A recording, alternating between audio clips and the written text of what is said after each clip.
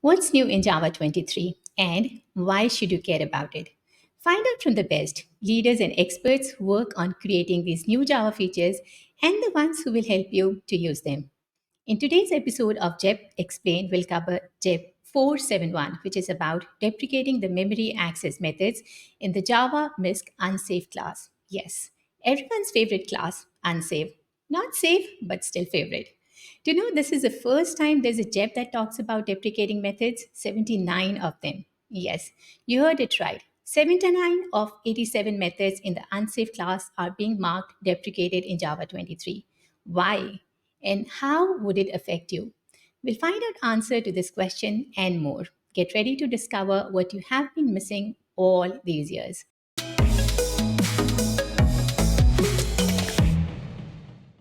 Hi everyone, I'm your host Mala Gupta from JetBrains. And to talk about JEP 471, we have with us today Ron Pressler, owner and one of the authors of this JEP, also technical lead of OpenJDK's Project Loom. Hey Ron, it's a pleasure to have you with us today and talk about this topic. Hi, Mar. Good to be here. How are you? So, it's a pleasure for all of us to be learning from you today. So, Ron, I believe it would be surprise for folks to see you talk about deprecation and not Dr. Deprecator, that's Stuart Marks, because I believe folks have been used to seeing you talk about Project Loom and virtual threads. So, how did this switch happen? Yeah, so much of the work in Project Loom is now, moving along nicely, and I'm free to do other things. And this particular JEP is not part of I would say, the usual deprecation process, but part of a larger topic, which I assume we'll get to later, called integrity by default. And I've sort of become the contact person for that. I volunteered. It's not always very popular, but that's what I signed up for. And this is one of several JEPs related to that, and that is why I'm involved. Yes, and as you said, we'll talk about that chap later.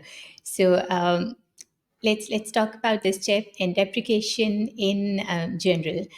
Before we deep dive into the details, I wanted to start by talking about let's say deprecation in general, because we know that a lot of viewers would be new to Java, or of course it will be watched by experts as well. So we know that types, methods, variables, a lot of things can be deprecated.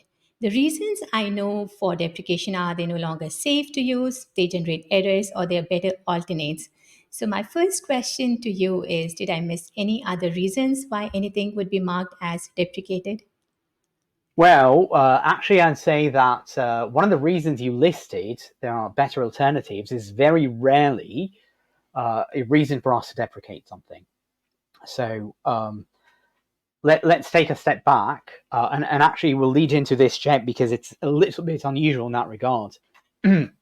Java has a very strong commitment to backward compatibility. So code that runs on, I don't know, version 22 of the JDK should run unchanged on version 38.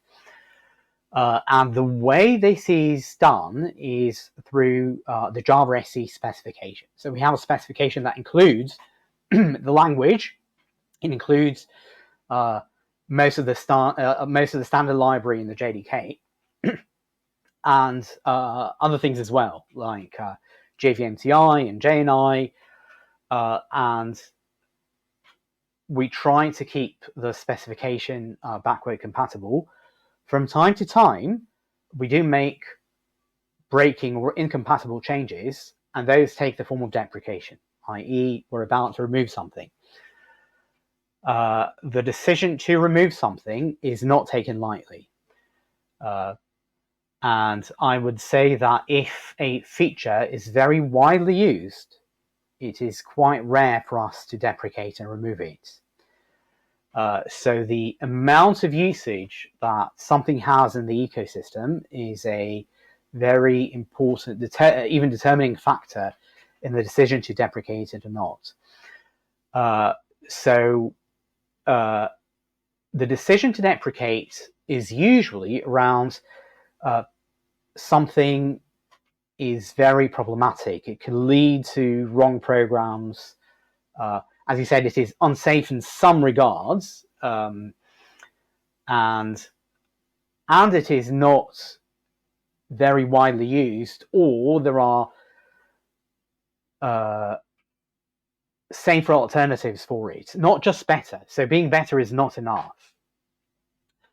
And another reason I would say to deprecate something is that if something is very rarely used and it is a major burden on the JDK, I would say an example, there are several examples of that. Let's say the PAC 200 compression protocol, and in some ways the security manager, which both doesn't do its job. It is probably one of the most expensive things in the entire JDK, and it is very rarely used. So those are the considerations that go into it.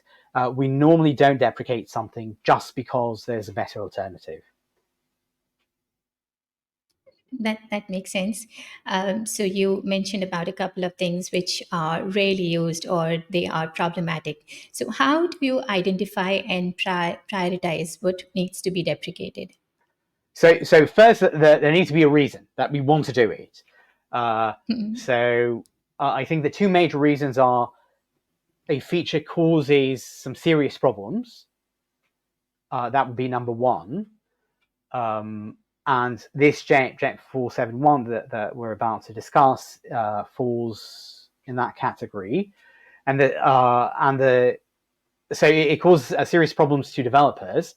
And the other is it causes serious problems to the JDK itself, which is sort of the reason behind deprecating PAC 200 or Security Manager. And that is why we start considering deprecation. Once we say, okay, this is something we would like to deprecate, at that point do we start looking into how widely is it used and can we deprecate it? So there could be things that we would like to deprecate, let's say the existing serialization mechanism, but we can't do it right away because it is still very popular. So if something is very popular, then we just say, okay, we can't deprecate it. And JEP 471 falls somewhere in between when it comes to unsafe. So the next question I want to ask is how long are the things marked for deprecation before they are finally removed from the API? And does this vary according to the type? Are we talking about different time frames for, let's say, a type, a method, or variable? Or is it more based on how, like, kind of harmful they are to the ecosystem or the API overall? Right. So there's the rules that we need to follow, and then there is some other judgment that we exercise. The rules are, first of all, let me just say that there are two kinds of deprecation. There's ordinary deprecation, and we don't do much of that in recent times. And there is what we call terminal deprecation or deprecate for removal, which means we're deprecating it because we're about to remove it imminently. And that is the more common kind of deprecation that we've done lately. The rules say that there needs to be one release between terminal deprecation or deprecation for removal and removal. So if we deprecate something for removal in JDK 22, then in JDK 23, we are allowed to remove it. In most situations, we don't quite do that. Those are the rules. So if people see something is deprecated for removal, they should expect it to be deprecated within 6 months. So in the next release, that is like the 6-month warning. It is so rare that we do this that I think that in most practical circumstances, we wait a year, so 2 releases. So if something is deprecated in 22, we'll remove it in JDK 24. But how long we actually wait beyond that depends on how much effort we judge that it will take the ecosystem to adapt to it. We do have sort of an unwritten rule that we don't guarantee that we do it, but we try to follow it. So there are certain versions that we expect more people to use for reasons that we might not get into, and many of them are bad reasons, but a lot of people like using versions that Oracle offers LTS services for. So LTS is a special kind of service that is for arbitrarily chosen releases. There's nothing special about them. The salespeople at Oracle decide this is what we want to offer the service for because it has a commercial component. And they tell us, oh, we've decided to offer this service for a certain release. And it used to be every 6th release. Now it's every 4th release. And currently, I think Oracle Sales declared that the next version they want to offer LTS for is JDK 25.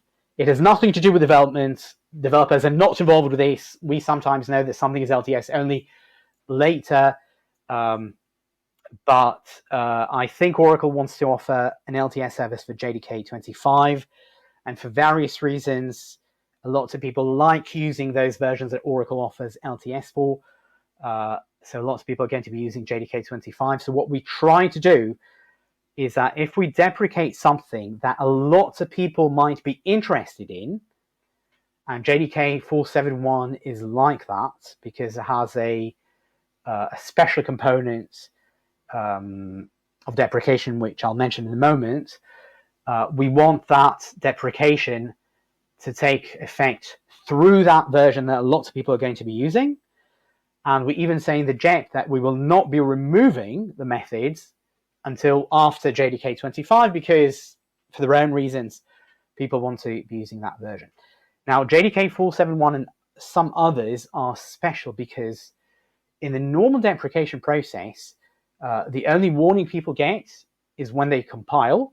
So if you have code that uses a deprecated feature, you will see a compile time warning. If you are using a library that might be making use of terminally deprecated feature, you need to run a special tool called JDepreScan, which is always very important to do because in that way you can sort of tell whether or not a certain library that you're using might be giving you trouble. So you can run JDepreScan, it will tell you, oh, this library you're using is using a terminally deprecated feature which is about to be removed.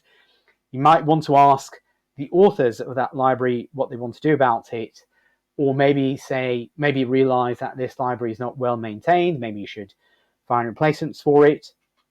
But this JEP is a bit unusual in that it will also emit later on runtime warnings. So it's not just compile time warnings.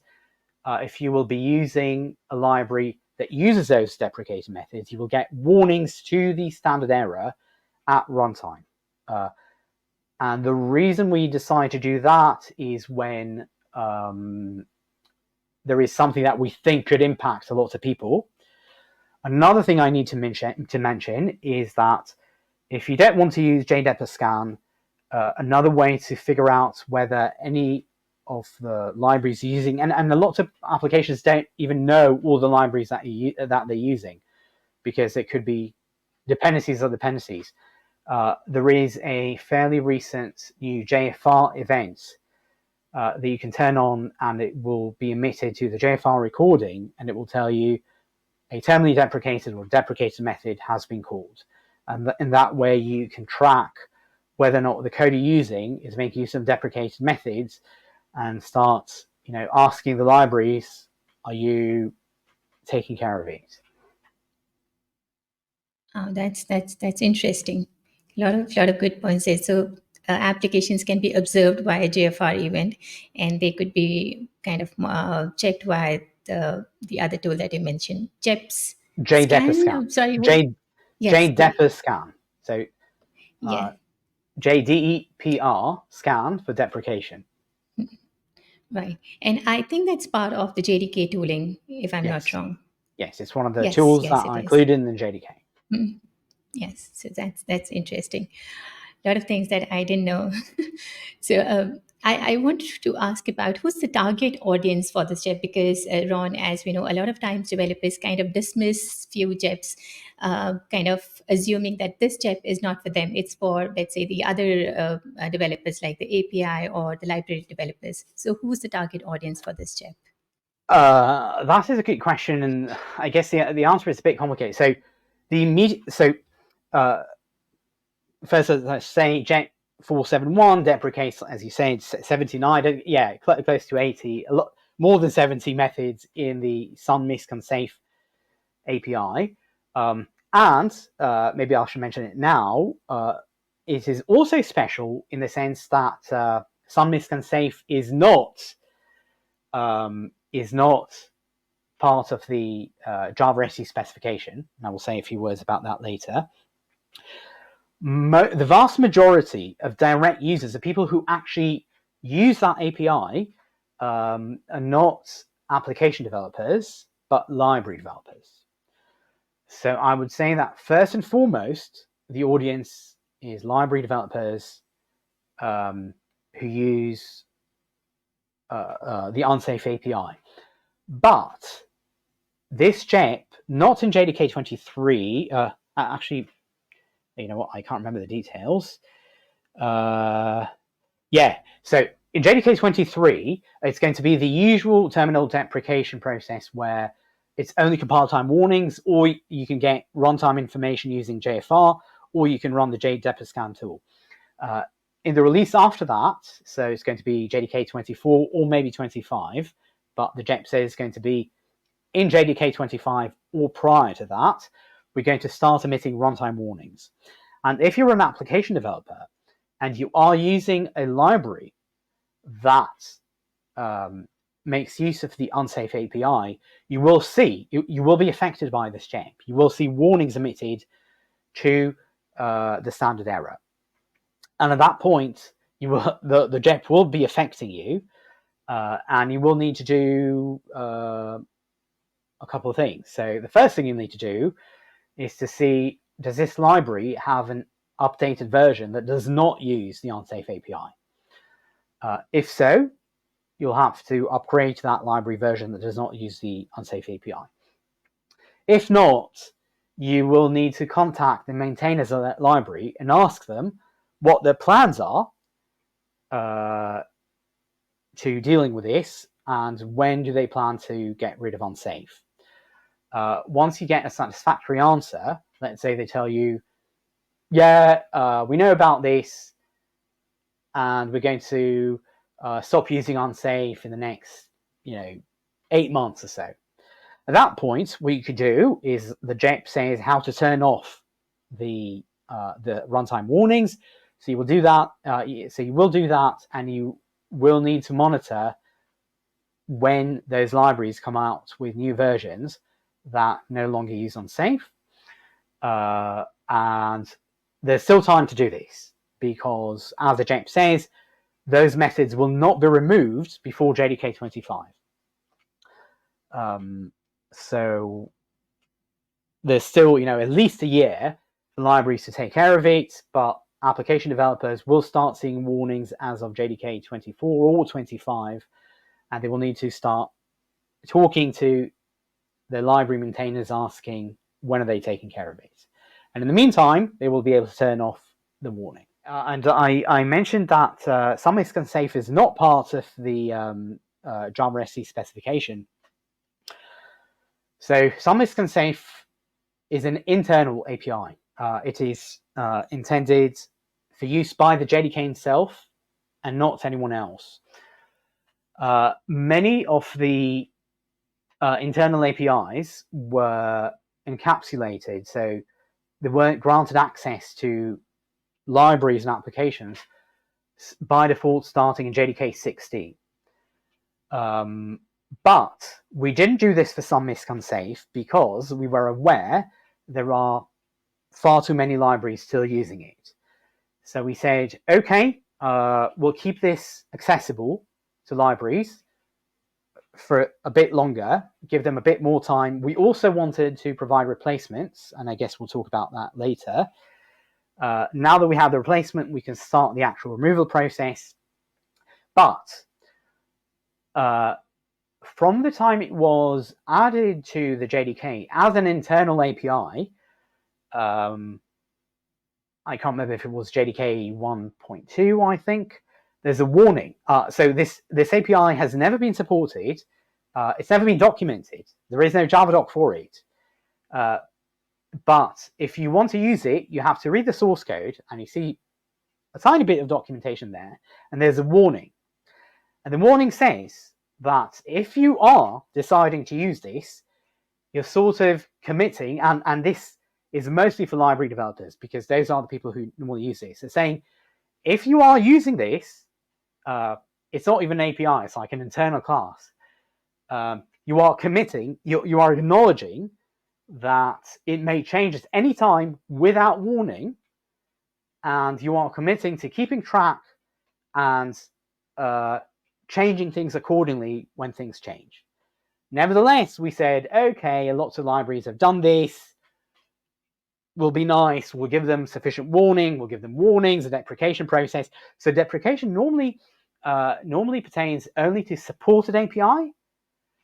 But even though it is not an API and it is not supported, we said, okay, but the ecosystem is using this, so we'll give them a chance. We'll give them warnings to adapt, and this is what we've done. So even though the JEP talks about the target audience as the library or framework authors, it's for every developer to know about the JEP and the repercussions it might have, because if their applications continue to use those frameworks or libraries which do not have an alternate solutions, their applications would stop working at some point in time. Correct. Yes. Correct. So they everyone should be aware of this. yes, that makes sense. So you talked about integrity by default in the beginning. So I believe this JEP is a part of that bigger concept.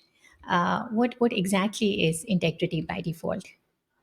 Right. So to answer what integrity by default is, we first need to say what integrity is. Integrity means that certain, and I'll give specific examples to make it clearer, less abstract, but integrity means that certain properties that are important to both Java developers and the Java platform, the runtime, are guaranteed to be kept. And by default means that they're guaranteed to be kept by default. So you're allowed to violate them, but not by default. Those properties are what we call invariants. So things that are always true. For example, lots of Java developers and the runtime itself want to, one very important property is that strings are always immutable. Another important property is that if you have an array, that you can't read or write past the end of the array. So you can't have buffer overflows. You can try, but then you get an exception. Another example is if you have a final field, we trust that it is only assigned once in the constructor, or if it's a static final field, it is assigned once in the class initializer in the static block, or directly in the field declaration, and it is never mutated. And these are things that are important for the correctness of Java programs, and they're also things that the runtime itself wants to trust so that it can do certain optimizations. Now, it turns out that all those things, they mute the ability that you can't read or write past the end of the array, that strings are immutable, that final fields are immutable, they're not actually true.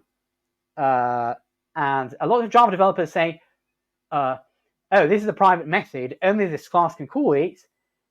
It's also approximately true unless someone decides to violate it. And for various reasons, a lot of them having to do with serialization, the Java platform has offered mechanisms that allow us to break those invariants. So if some code really wants to mutate strings, it can.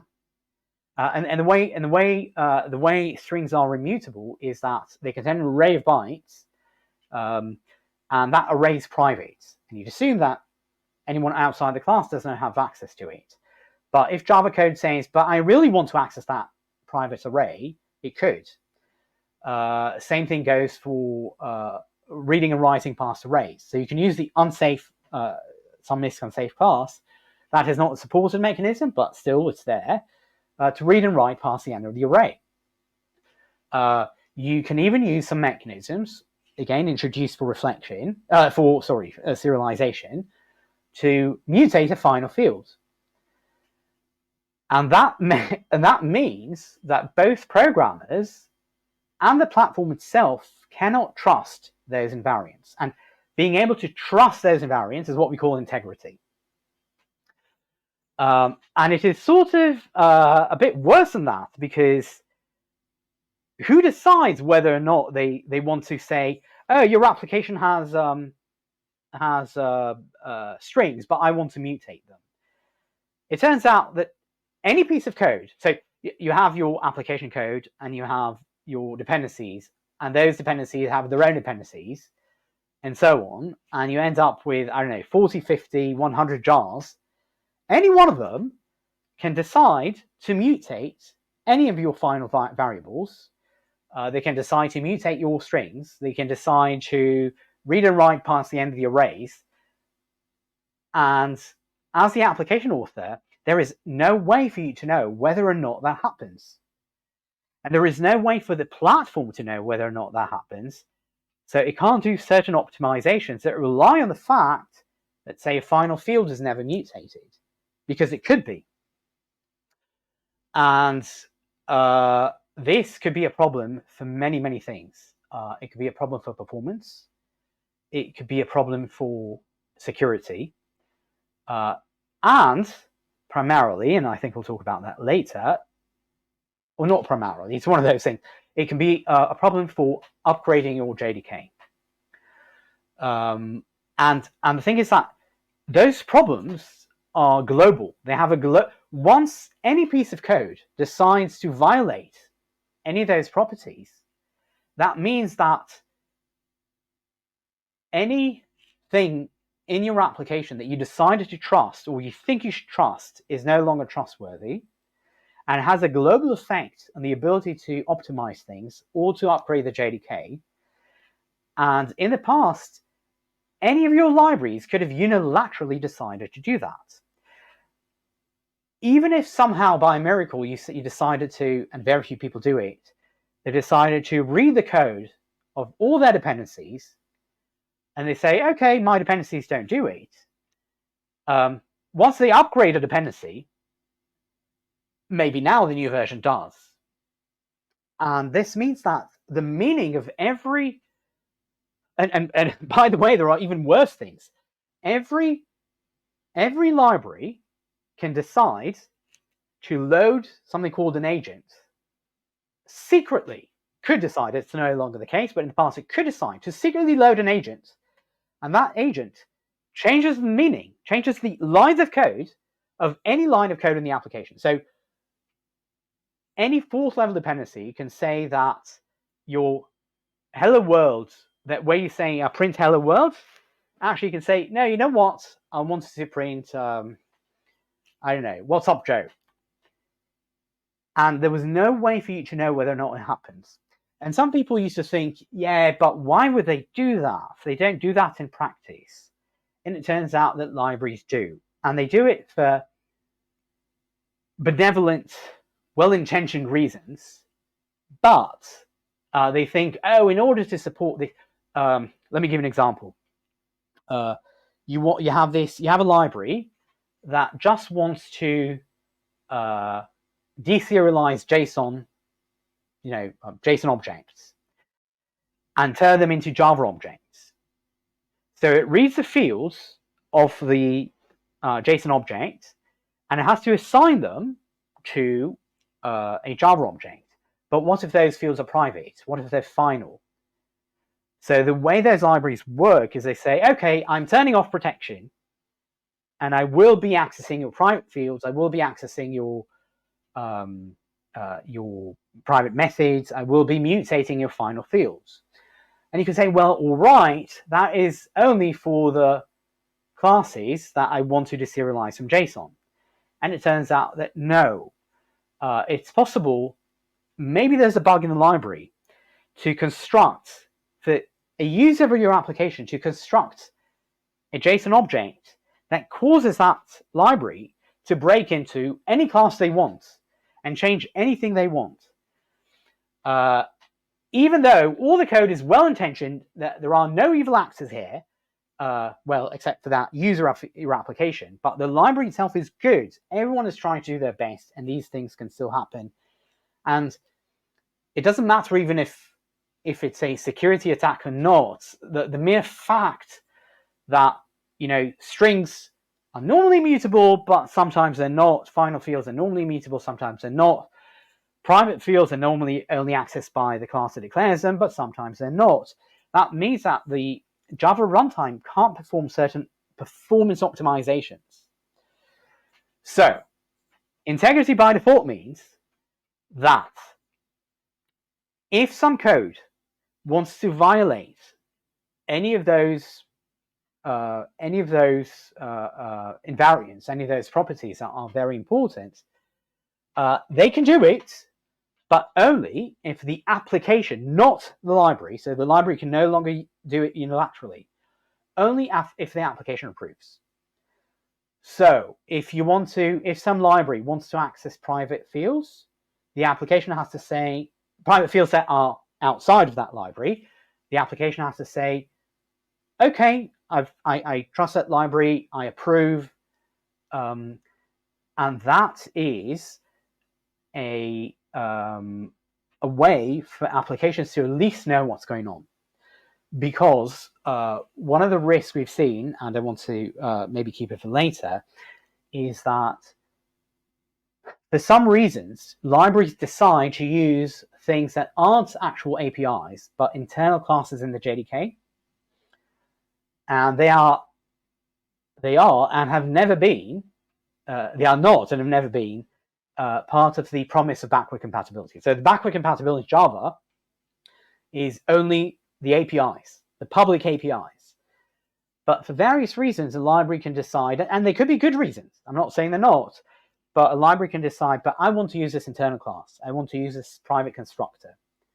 What happens is that if the application doesn't know about this, the library will use this private method in the next release of Java. It doesn't even have to be, and it's happened in the past, it doesn't have to be a new integer release. It could be, things may have been working fine in 22.01, but in 22.02, for whatever reason, we are allowed to, and we do, change internal things. So we remove that private method. There is no JEP, there is no release notes, because it's not part of the API. And then all of a sudden your library stops working, your application stops working. And these are all risks that we know we want the application to know about. So how do we make the application know about this? We say libraries can still do them, but the application has to add a flag saying, I approve. I accept the risk. And that is integrity by default. By default, libraries can't do it.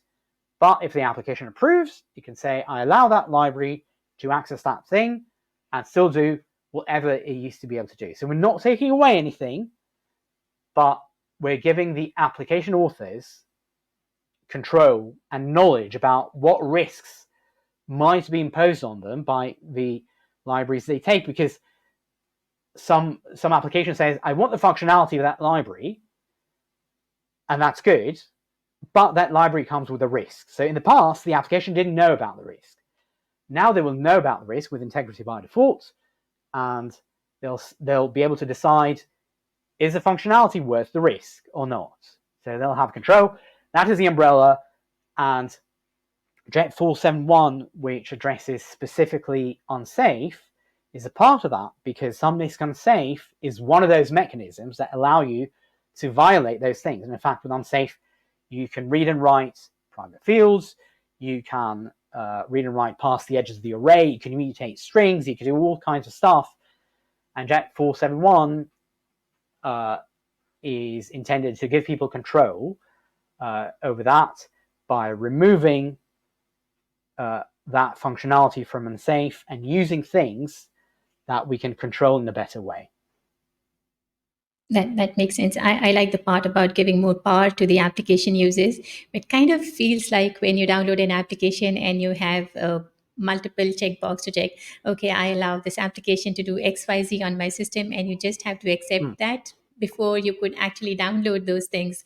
So I guess application developers need to be more aware about what those libraries and frameworks can do to their applications. So they need to be more aware and not just say, okay, I just downloaded that and now it's doing things to my application, or not working as expected. So I think this step is really important for all developers in that case. Right, but I just want to clarify something because of something you said. There is no effect on the user of the application. The user of the application doesn't need to care about anything. The application author or deployer, yes, because once you download an executable and run it, it can do anything.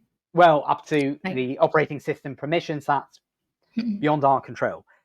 But it is the application developer who decides, I'm going to allow this or that in my application, and it has no effect on the end user of the application. Yes, I'm in the application developer. So we're talking about different categories of developers. We're talking about application developers and authors of APIs and frameworks. So I was talking about the application developers. So that makes sense. So we talked about deprecation in general. Now I wanted to ask you about specifics of what categories of methods are being deprecated in unsafe in Java 23 with this JEP. Okay, so as I said, sun.misc.Unsafe was never designed for public use. It's had a warning since it existed for, I don't know, 25, 26 years. And over the years, we've deprecated and even removed some methods in sun.misc.Unsafe.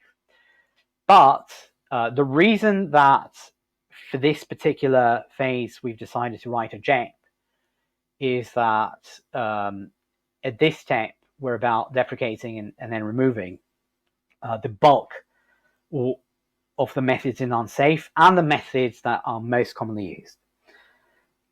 So unsafe has had a variety of methods, all designed, as their name suggests, to circumvent some invariants.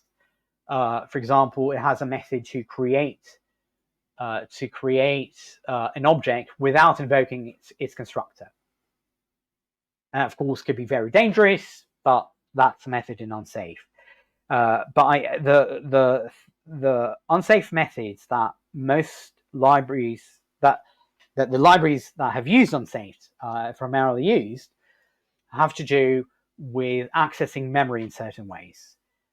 You can access memory on heap, so that means inside Java objects and Java arrays, and off heap, which is an outside the garbage collected like native memory.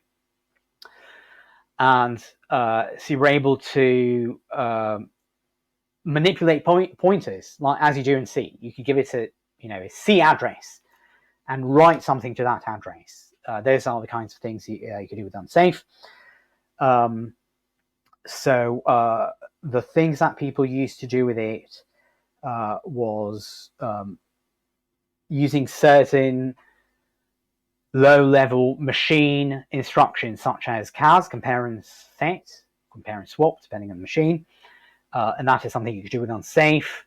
That was exposed through a proper API since I think JDK 1.5, or I think it was called 5 already. But it came with a few, with a bit of an overhead, so people want to be faster, to use unsafe for it.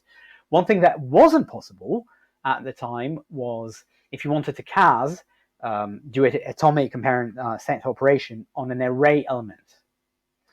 So that is what they used unsafe for. Similarly, for working off heap, Since JDK 1.4, there was direct byte buffers, but in certain situations, again, if you want to do a compare and set, if you want to do a volatile write, these are advanced things that most developers don't know about. What's the difference between a volatile write or a volatile read and a regular read and write? These have to do with memory ordering and concurrency, and that is why it was mostly library developers who are very advanced and know concurrency. That's why they want to do unsafe. So all those methods to manipulate memory, both on heap, so on heap means inside Java objects, inside Java arrays, and off heap in native, let's call it C allocated memory. These are the methods that are being deprecated and later removed by this JEP. I think that leaves like 3 remaining methods in unsafe. They will be deprecated and removed separately, not necessarily after this, maybe even before. Their usage is much more limited, and they probably won't require a JEP. But we wanted to focus on this. We call them memory access. So reading, writing, casing memory addresses, those are the methods that will be affected. So Ron, this step already mentions that replacements for the methods being deprecated, they already exist. So JEP talks about developers being able to use VarHandle API, which was released in Java 9, and foreign function and memory API from Java 22. So how has the Java ecosystem reacted to it? Right, so let me just first explain that. So like I said, and the JEP makes a distinction between on-heap and off-heap. I mentioned that in JDK 5, there was a way to cas a value, but not if it were an array element. In JDK 9, var handles were added, and var handles were a way to do basically everything that unsafe does on heap only, just as efficiently, but safely. So starting with JDK 9, you could cas an array element. But that wasn't enough for us to remove unsafe. We sort of promised that we won't be removing unsafe until, or the methods of unsafe until we have proper replacements for them. So the same methods that could be used to manipulate on-heap memory could also be used to manipulate off-heap memory. And the replacement for the off-heap manipulation was only out of JDK 22 through the foreign function memory API, which was contributed to the JDK by Project Panama. And now that we have the complete replacement for those methods, both on-heap and off-heap, that is why we decide, okay, so now we can start the process of removing those methods. Now you asked about, what was it, the reaction? Yes, so how is the Java ecosystem reacting to it? Are they happy about the existence of the replacements already, or are they kind of complaining a lot about the deprecation of methods? So the Java ecosystem is vast, and it's made up of very different kinds of people. I think that the majority of programmers in mainstream languages, including Java, are beginners, relative beginners, let's say in the first 10 years of their career. I don't know how many of them follow JEPs at all. How many of them have even heard of Unsafe? So they don't necessarily know about this, so they've not reacted, and that is probably more than 90% of people. And by the way, that is why for various things we go through a step that issues runtime warnings, because even though we issue JEP, we don't expect most Java developers. We would love to have every Java developer read all JEPs. Honestly, I don't read all the JEPs.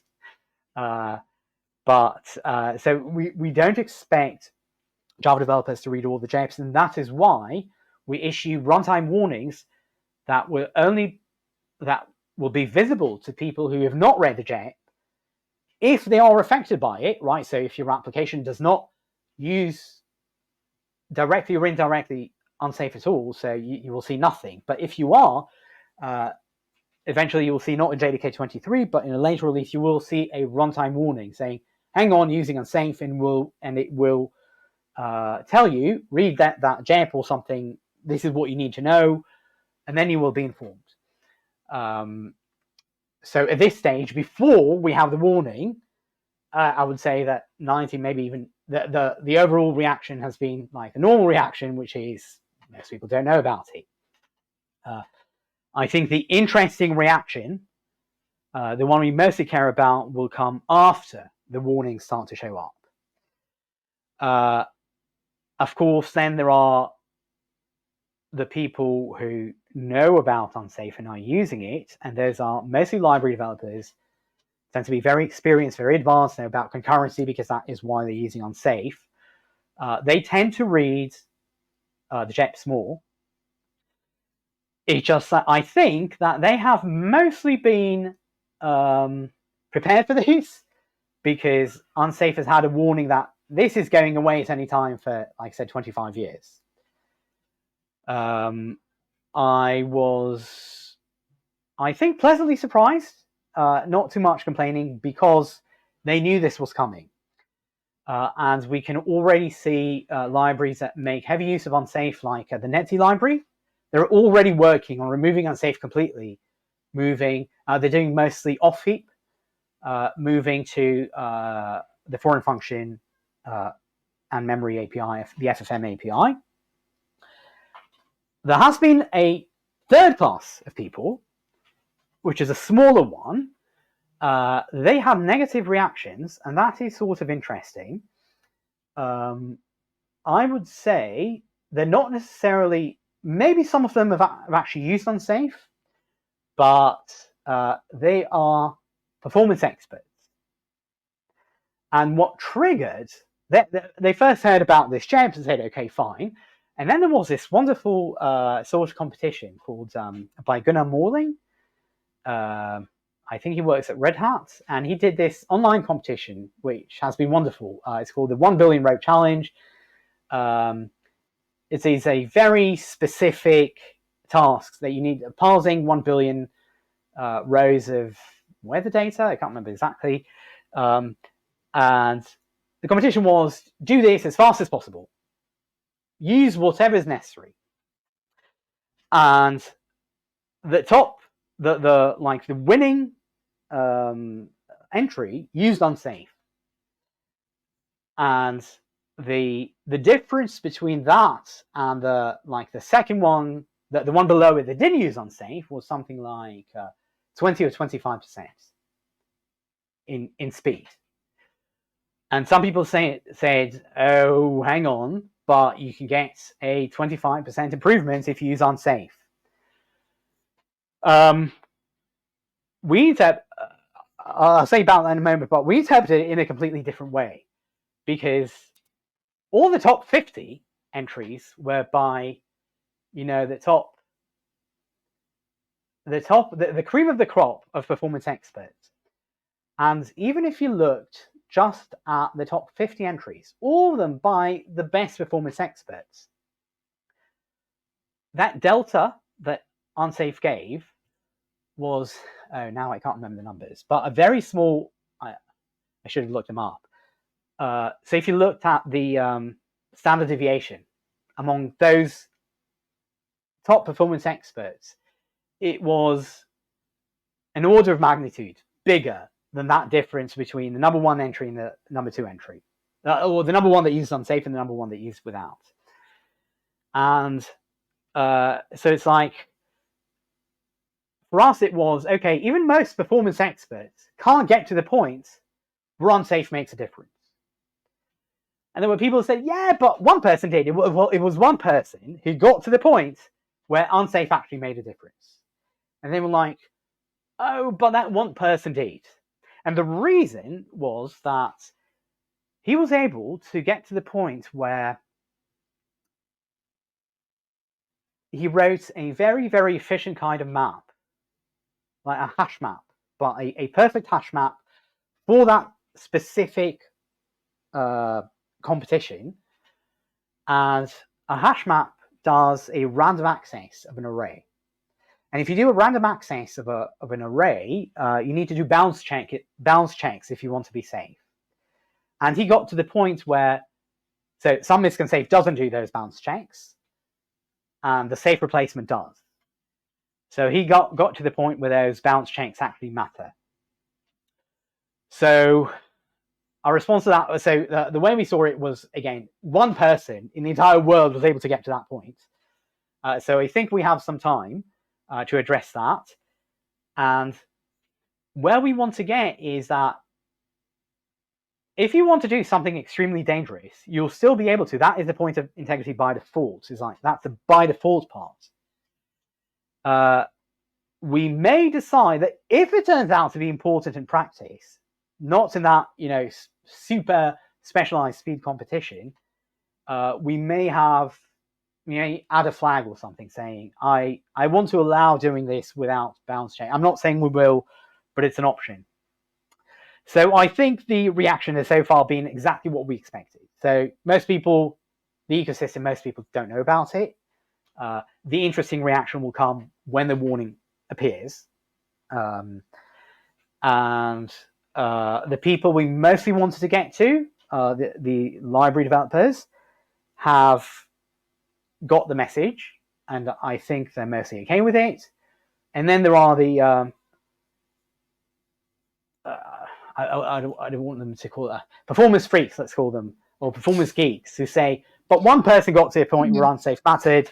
I say, yeah, all right, so let's wait and see how much it matters in practice, and then maybe we'll have an option to do things even more unsafely if the application allows it. Right. So that one person was jaywalking and probably managed to cross the street in less time than the others who were doing that more safely. So we can probably look at it like that.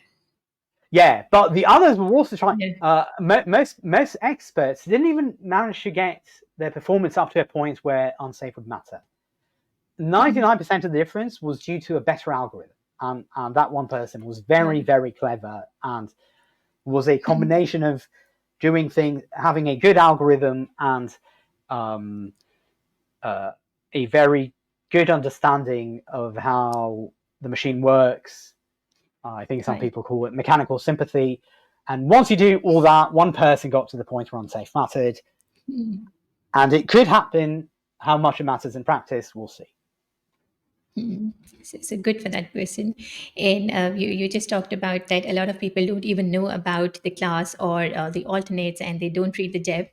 And I was pleasantly surprised when I was accessing the source code of class unsafe.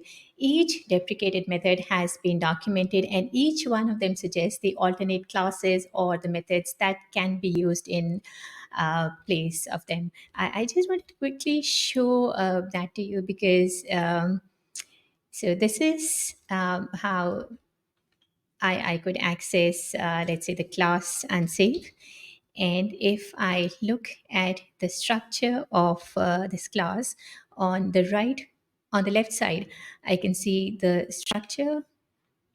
I can actually go to this method, and in the editor, it would show me the method. What's happening? So this is how each method has mentioned that this is deprecated, and instead of, let's say, the method address size, we should be using value layout address memory layout dot by size instead. And each of these methods has this.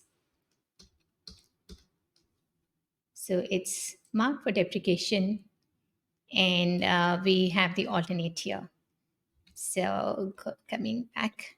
Okay. And it's interesting to note. So it's sort of a fine balance. So the documentation of how to use a replacement is there in the source code, but it's not in any official documentation, because no official documentation has ever even mentioned the existence of unsafe. Right? So it was sort of like the first time we publicly acknowledged that unsafe even exists. So in order to use it, the documentation, you had to read the source code. So we put all the tips of what else to use in the source code. Yeah, it was sort of funny that way. So no one can complain now that they don't know what the alternates are because they did not read the JEPs or some other documents. So that was my point. Um, so you already talked about the feedback from the library and the framework developers. You already talked about the roadmap. The other question I wanted to ask is, do you think this change would affect the migration of Java code beyond Java 22, the way module system affected the migration of Java code beyond Java 9?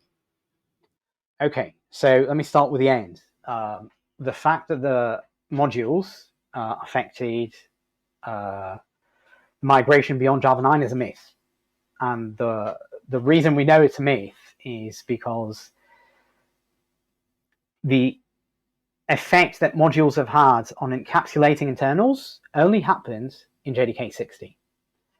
JDK 9, 10, 11, 12, 13, and 14, and 15 maintain the exact same access to JDK internals as there was at runtime, not at compile time, at runtime, as it was in JDK 8. Why did, and in fact, modules help the migration. And let me explain why and what happened. A lot of applications broke when they tried to migrate from 8 to 9 or things beyond 9. But that had nothing to do with modules, or at least not directly. It had to do with the fact that the JDK internals have just changed considerably in JDK 9. There was a period of relative stagnation where not much has changed inside the JDK. Then there was Java 8, which changed a lot, but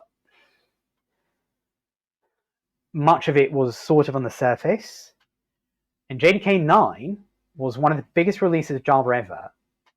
It had hundreds of JEPs, or I don't know if hundreds, more than 90, I think, JEPs in it. One of the biggest releases of Java ever. And what happened is that during the JDK 7 and 8 timeframe, a lot of libraries, for their own reasons, started using JDK internals. And again, they might have done it in order to provide a certain functionality, but by doing so, they explicitly decided to become non-portable because they started, depending on non-public classes, that was probably classes that were not part of the spec or the supported classes. In some cases, they even used private methods as constructors. They might have used non-public classes at all, and they became tied to the internal structure of the JDK as it was in the 7 and 8 timeframe. And a lot of that has changed in 9 because JDK 9 just changed a lot of things. If instead of modules in 9 we'd had virtual threads, the same thing would have happened. A lot of internal changes, and libraries that were not portable just broke because, like I said, the application had no way of knowing whether or not the library was using backward compatible APIs or internals that are not APIs. And modules were turned on encapsulating internals of JDK 16. There were no change before 16. There was change at compile time, not at runtime. And after JDK 16, and more strongly in JDK 17, the flags were changed a bit. Libraries are no longer able to access those internals and become non-portable unless the application allows it. And that is why. So some libraries have said, okay, we'll just be portable, and that's fine. Those that are not now need to make the application aware. So you have to use add exports or add opens. You're saying, okay, I have an at-risk library that could break at any time, but I'll take the risk. But to their credit, most libraries stop using internals. Much of it is because the JDK has added APIs that were needed for that functionality.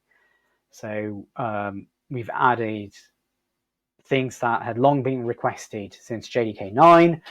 So libraries don't need to rely on internals very much, but those that do, now the application knows about.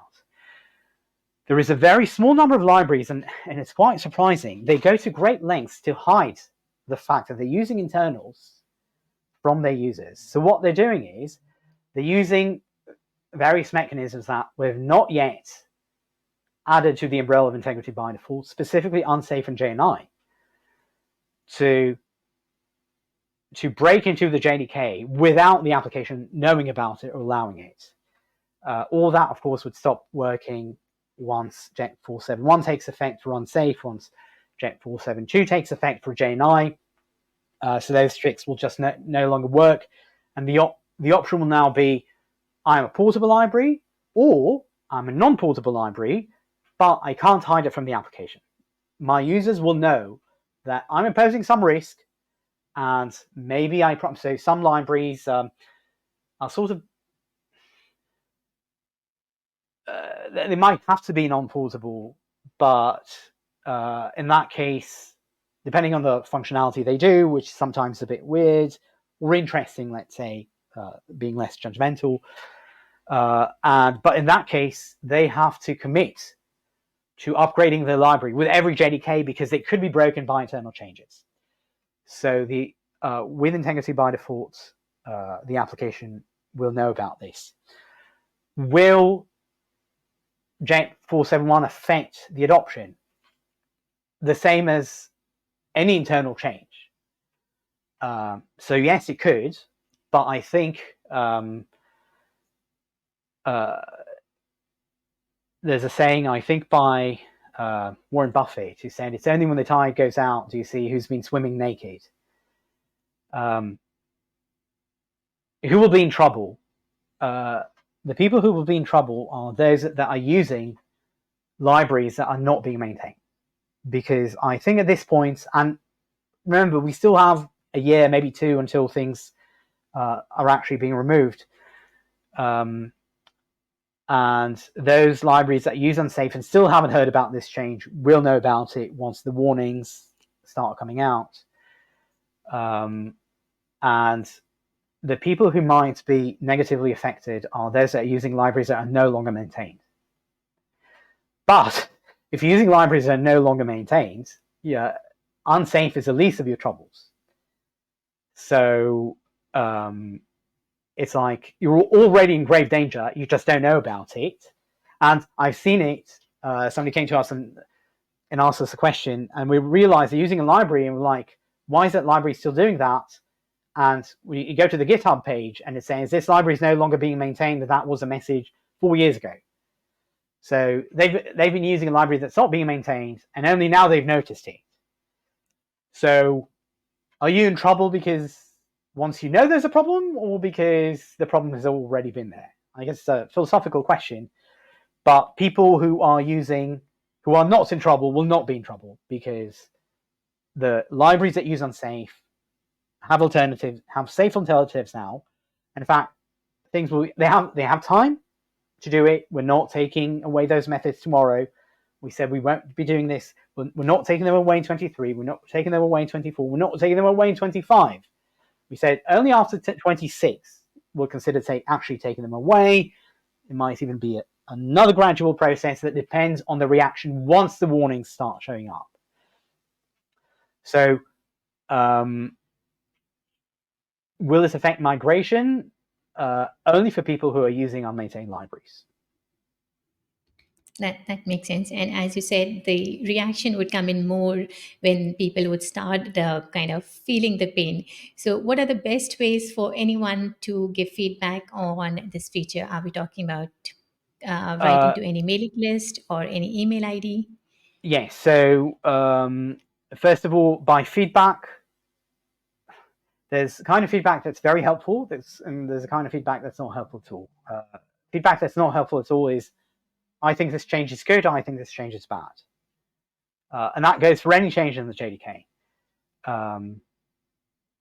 Very useful feedback is that I've used this feature, or in this case, I've been affected by this, and this has been my experience. Because it's sort of, hypothesizing or thinking about the impact is something that we've done for a long time, and we do this for every change for a long time, all day, every day. It's not very likely that there is an abstract idea that we haven't considered. Could be, but the chances are small. But we can't run every person's program, and there are lots of programs out there. So if there's a new language or library feature, good feedback is, I've used this feature and it's been very helpful, or I've used this feature and I've run into a problem. This is what it is. This is the kind of feedback we need. In this case, it's like, I'm using this library, I got this warning, and I don't know, there's some problem with it. That is the kind of feedback that can be helpful.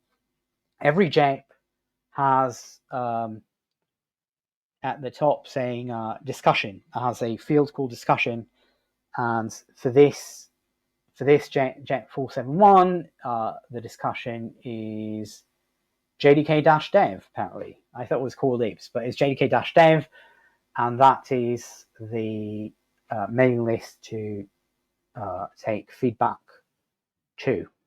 There is one more thing I want to just tease. One of the difficulties that libraries face, they say, okay, let's say those methods are gone in JDK 26. I have a lot of users that are still in JDK 1.4, and I want as many people as possible to use my library, no matter if you're 1.4 all the way to JDK 26. But in JDK 6, there was no VarHandle, there was no FFM, and JDK 26, there is no unsafe, or those unsafe methods. What do I do? And the motivation for the question is that some library developers work in a process that we call one size fits all. And the idea is that you have a single code base that targets a huge range of JDKs. And there's sort of a logic to it, because you think that maybe that's the easiest way to do it. And you say, okay, I'll use unsafe even on JDK 25 because I want that same source code to work on JDK 7 or 6 or 5. And with the same code, I can target all of that, even though I have better alternatives in JDK 25. We have a suggestion to library developers, and we call it tip and tail. And we found that it's actually less work to split the code base for newer JDKs and older JDKs, because people who are still in JDK 7 or 8 will probably use JDK 7 or 8 forever, and they don't want your new features. So you just split your code base. Their application is probably legacy. And if you're using the same code base, you're trying to basically backport new features to them. And it's true that you have users in such old versions, but they're not interested in new features. So you sort of say, split your code base, add new features, only what we call the tip, and that's for people who use people who want new features also want new features from the JDK, so they're already using new JDK features. People who are an old JDK features are like that because they're not interested in new features. Leave them be, give them security patches, but that's it. And we're working on another informational JEP that is just a suggestion to library developers, where we explain this model. It's called tip and tail, and I think it can help specifically with this. People will say, yeah, but on JDK 8, there was no VarHandle, and on JDK 25 there is no unsafe. So how do I do it with the same code base?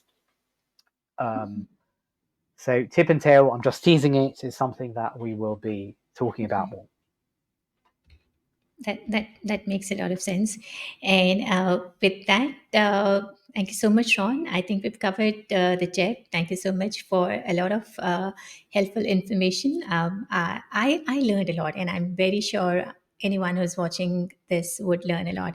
And with that, I want to start with two fun sections that we have. The first is the tongue twister. So I would display a tongue twister on the screen right now, and you Hang have on. to say that without tripping. Yeah. Okay. And you Uh, have to say that tongue twister without tripping. You cannot be too slow. You have to speak at your normal pace, and your time starts now. Jittery Java juggles janky unsafe scripts will deprecated directive strips driving devs to desperate dips.